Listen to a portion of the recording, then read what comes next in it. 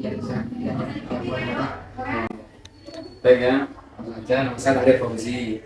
Saya lahir di Martapura, tapi lebih tepatnya Bernoi masuk seperti itu.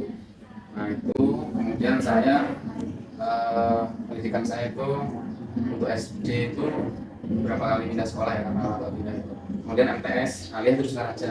Sekarang aja Ya, di pondok ya, pondok ya, MTS Muda, kalian muda. Kemudian untuk kuliahnya di Universitas Semarang. Ya, kebetulan dulu kuliahnya dapat itu program beasiswa itu itu. Kemudian setelah selesai kuliah pengabdian di Raja, habis itu sempat ke Jawa lagi ikut Sotkos gitu program bahasa Inggris. Kemudian 2014 sini dalam rangka ikut ini apa buka pondok sekolah di sini. Iya, 2014. bisa tolong ceritakan sejarah dan identitas lembaga sekolah ini. Oke, jadi SMP terpadu Pondok Pesantren Muda. Jadi SMP ini adalah SMP yang terintegrasi dengan pondok pesantren, di mana kita namanya SMP terpadu. Terpadu maksudnya adalah mengintegrasikan kurikulum pondok pesantren dan kurikulum pendidikan nasional dan juga kurikulum pondok pesantren Islam yang modern. Jadi harapannya alumni ataupun peserta didik yang mondok di sini itu punya kompetensi di bidang pendidikan pondok modern dan pondok Islamiyah, yaitu dalam bidang kuning dan juga mampu berkomunikasi dan bisa bahasa Inggris. Harapannya demikian. Seperti itu untuk proses perjuangan. Kemudian sekolah ini ya tahun 2014 itu berdiri operasional ya. Pertama kali berdiri itu jumlah muridnya 5 orang ya, 5 orang. Terus tahun kedua sekelas, tahun kedua tidak nambah terus sampai alhamdulillah tahun sekarang ini kurang lebih SMP ini ada 482 peserta didik seperti itu yang banyak diberikan dan pelanggaran sekitar eksis dan istiqomah seperti itu. Oke. Untuk menurut Bapak bagaimana kriteria pemimpin yang baik? Oke, pemimpin yang baik ya tentu pemimpin yang memiliki visi atau visioner. Jadi itu ya visioner memiliki pandangan ke depan dan tujuan ke depan, sehingga dengan visi tersebut itu menjadi pemacu penyemangat untuk agar dicapai seperti itu. Nah itu yang selanjutnya, lalu pemimpin itu juga harus mampu memimpin. Mampu memimpin tentunya kita sebagai pemimpin ya harus terus belajar bagaimana menjadi pemimpin yang baik, dari bagaimana ucapan dan tindakan kita itu relevan gitu ya. Jadi maksudnya tentunya ketelatenan gitu ya. Apabila kita sebagai pemimpin setidaknya ya mampu kita telatenan itu untuk orang kita pimpin sehingga kita tidak dianggap hanya kode gitu ya, hanya senang doang seperti itu. Ya, di antaranya itu memiliki visioner dan juga memiliki kesempatan sebagai pemimpin dan juga teladan. Jangan seperti itu. Menurut Bapak bagaimana cara Bapak akan menjadi pemimpin yang baik? Ya, jadi pemimpin yang baik ya. Nah, yang pertama menurut saya itu ya harus belajar, gitu ya. Terus belajar ya. Karena ketika kita berhenti belajar, maka kita berhenti pintar gitu ya. Karena kalau kita berhenti belajar menutup diri untuk mengetahui berbagai informasi, pengetahuan dan sebagainya seperti itu. Yang kedua, kita terus belajar ini gini, belajar dari orang-orang yang sukses memimpin.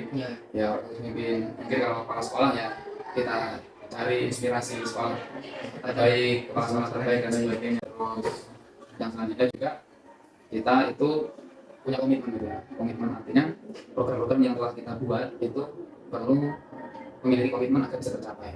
Terus yang selanjutnya kita terus berefleksi dari semua yang kita capai. Misalkan ini program seperti ini, program tersebut apa yang sudah baik, ya apa yang belum baik, apa hambatan seperti itu. Jadi kita mau berefleksi seperti itu kan harapannya hari demi hari apa ya meningkat terus seperti itu ya. Kita harus berefleksi, terus melakukan umpan balik, kita refleksi dari teman-teman, dari guru atau peserta didik atau mungkin kepala sekolah yang lain seperti itu. Menurut Bapak, bagaimana etika pemimpin yang etis? Ya, etika pemimpin. Ya. Jadi etika itu kan identik dengan perkataan dan perbuatan ya, sikap ya, attitude gitu kan, attitude. Nah, etika pemimpin yang baik yaitu kalau ibarat itu guru ya, guru itu kan digugu dan ditiru, digugu perkataannya, ditiru perbuatannya. Jadi memang ya setidaknya ini demikian. Jadi sama dengan istilah guru tadi, guru dan ditiru artinya bagaimana perkataan kita itu relevan juga dengan perbuatan kita seperti itu. Walaupun saya pribadi tentu mungkin istilahnya perlu banyak belajar, perlu banyak penyesuaian seperti itu. Ya, jadi intinya pemimpin itu kan ya secara nasional pasti kan janji-janjinya atau perkataan-perkataan itu dinilai orang kan, perkataannya seperti ini tapi nggak seperti ini. Jadi ya, jadi itu lagi namanya bagaimana kita itu ya memiliki etika yang baik. Etika artinya ya perkataan, perbuatan kita itu standar gitu lah, standar sesuai dengan etika secara umum, atau lebih secara kalau kita agama Islam ya versi agama Islam gitu kan. Jadi di sana misalnya orang sebutkan kaulan bayyina, jadi ucapan kita itu apa lembut dalam arti ya marah perlu, tapi tahu posisi, tahu kondisi gitu ya, jangan marah terus ibaratnya kan. Iya, seperti itu. Selanjutnya, menurut Bapak, bagaimana cara membangun komunikasi yang komunikatif dengan anggota atau bawahan? Oke. Jadi gini, inti komunikasi sebenarnya menurut yang kita tahu ya, komunikasi itu adalah mendengarkan sebenarnya, mendengarkan. Jadi kadang-kadang kita itu maunya didengarkan tapi tidak mau mendengarkan. Jadi mendengarkan. Jadi kita mau mendengarkan teman kita, mau mendengarkan guru kita, mau mendengarkan peserta didik kita. Mungkin mereka punya masalah, punya keluhan, punya problem, mereka kita dengarkan. Kita dengarkan. Mungkin kalau kita mau memberikan solusi, kita berikan solusi. Kalau tidak, yang kita mampu berempati. Bahwasanya kita itu apa ya? Ya seperti itu lah, seperti itu. Jadi etika komunikasi ya. Yang selanjutnya adalah, nah sekarang ini kan apa ya? Memang harus fair ya, karena kita itu baik secara pribadi atau di forum kadang-kadang kan istilahnya kalau ngobrol itu gak fokus itu, mungkin main HP dan sebagainya. Jadi perlu menjaga eye contact lah bahasanya. Jadi kita melihat orang yang tidak ada cara kita, seperti itu.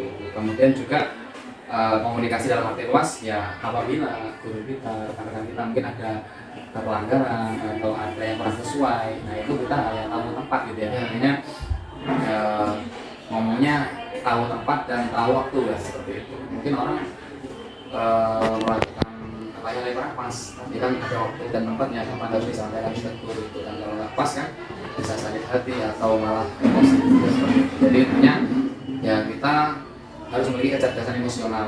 Artinya ketika kita di posisi dia, kita itu kalau digituin gimana? Nah, seperti itu. Intinya seperti itu. Jadi kecerdasan emosional itu yang paling perlu. Artinya kita punya empati. Kalau kita di posisi dia seperti apa, atau ya secara luas ya itu tadi lah.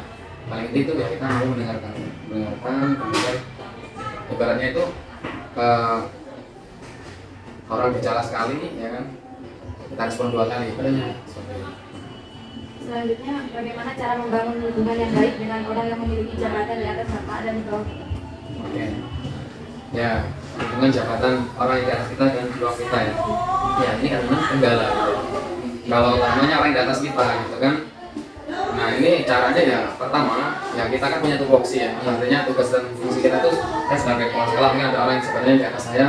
Mungkin kalau itu ya kita tentunya kita apabila kita memiliki apa ya, tujuan, memiliki hal-hal yang menyangkut sekolah kita, ya kita sampaikan sesuai kemampuan kita, seperti itu. Intinya ya kita harus profesional, dalam arti kadang kita kan merasa takut, minder, nggak pede, gimana ya, nah seperti itu. Nah itu memang kita sebagai manusia itu perlu berlatih. Yang pertama ya bodo-bodo mangan sego kayak gitu lah istilahnya. Maksudnya kita tuh perlu memotivasi diri kita, ngapain saya takut gitu ya, ibaratnya dan sebagainya. Itu kalau orang yang di atas kita, kalau yang di bawah kita ya tentu kita jangan merasa dia itu di bawah kita atau kita lebih tinggi daripada dia, apalagi jabatan kepala sekolah kita berapa kali gitu kan ya, seperti itu. Jadi nanti dari sekarang kita gaya, nanti setelah kita kepala sekolah ibaratnya seperti itu secara manusianya.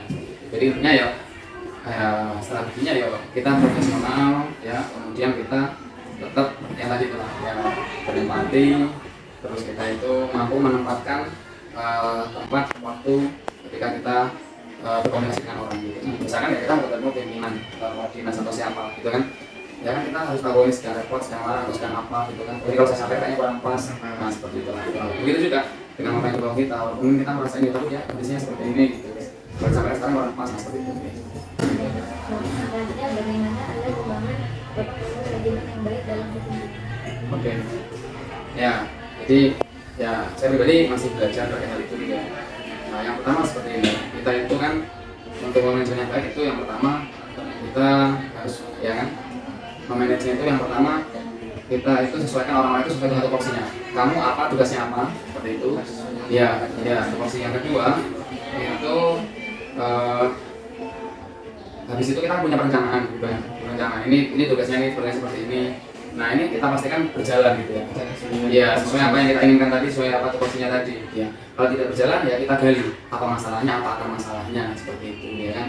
Mungkin bisa tadi dia telat, itu kan masalah. Akar masalahnya apa? Mungkin kalau kita di asrama, mungkin kadang-kadang antri, kadang-kadang memang akhirnya pas telat dan sebagainya seperti itu. Intinya ya kita perlu terus evaluasi sama mencari akar-akar masalah. Ya. Jadi setiap masalah itu punya akarnya, nah, akarnya yang harus ditemukan sehingga masalahnya itu tidak terulang. Apabila terdapat permasalahan dalam lembaga atau perusahaan antara anggota dan ketua, solusinya apa yang sebaiknya dilakukan? Sebaiknya dilakukan yang pertama kita harus konfirmasi, ya kan?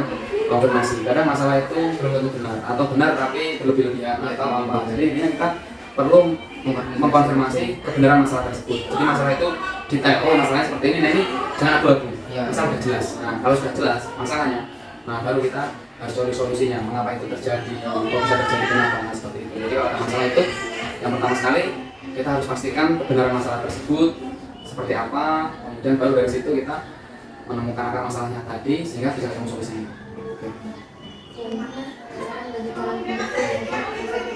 Oke.